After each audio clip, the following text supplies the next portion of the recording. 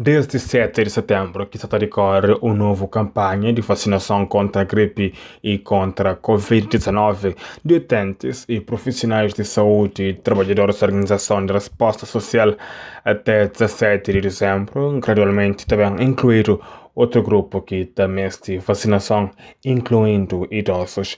SNS 24 flama a vacinação é recomendada especialmente para grupos com prioridade, que está a incluir alguém com mais de 65 anos, internado ou residente de hospital, lar de idosos e profissional de creche. Você pode encontrar a lista completa no site de SNS 24. Por outro lado, para dose de reforço de Covid-19, que a lista ali é um pouco diferente, já que está incluindo utentes com doença de risco que têm mais de 12 anos.